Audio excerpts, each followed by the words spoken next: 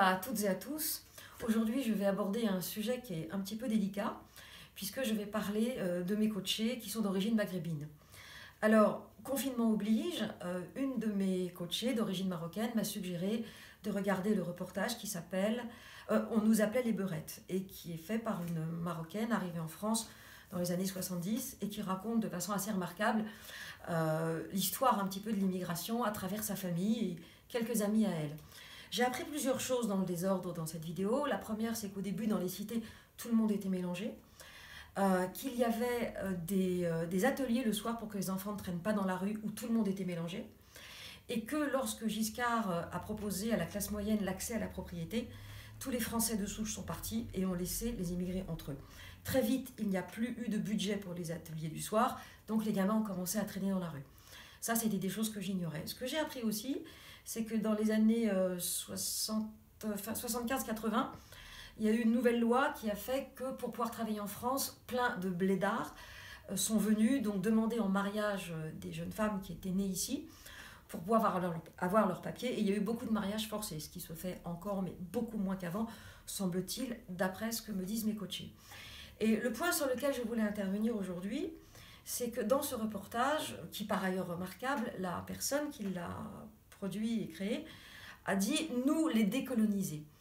Et je voulais juste faire une différence parce que les coachés que je reçois d'origine algérienne, d'origine marocaine ou tunisienne ne me racontent pas du tout la même histoire pour une raison simple, c'est que le Maroc et la Tunisie étaient des protectorats qui bien sûr leur ont rendu une indépendance en 1958. Certes, certaines personnes sont restées derrière, mais ils n'ont pas quitté le pays pour la plupart et par rapport à ce que moi j'entends, dans la même violence, avec des années de guerre, comme l'ont fait les coachés d'origine algérienne, avec parfois des parents qui sont très focalisés sur on veut garder notre culture et on veut surtout pas que tu nous trahisses. Et c'est clair que pour une jeune femme d'origine algérienne, il y a probablement plus de violence, plus de pression, plus d'interdits que pour les autres. C'est ce que moi je constate à travers mon expérience.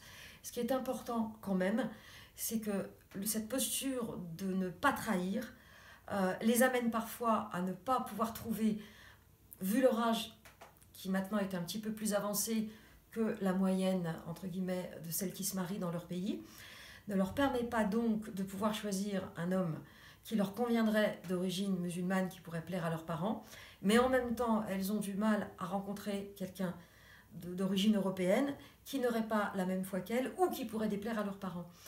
Et tout ça pour dire que ça, c'est vraiment universel chez les Marocaines, les Tunisiennes et les Algériennes, mais que quand même, sur le nombre de personnes que je vois, aussi bien en France qu'en Belgique, ou même que je Skype d'Alger ou d'Algérie ou du Maroc, ce que je réalise, c'est que pour celles qui sont nées en France, c'est pas facile de trouver leur place parce que la pression familiale est encore très importante. Mais le point essentiel de cette vidéo, c'était de ne pas confondre les histoires de décolonisation avec les protectorats. Voilà, c'est un sujet délicat. J'espère que ça a pu, pour celles qui sont intéressées, leur ouvrir des perspectives. Mais il faut savoir une chose, c'est qu'à un moment donné, vous serez amené à choisir entre vos parents et vous. Et ça, c'est un choix qui est universel, mais qui chez vous est probablement plus difficile parce qu'il rajoute aux choix classiques et aux histoires classiques les origines. Alors, à bientôt pour de nouvelles vidéos.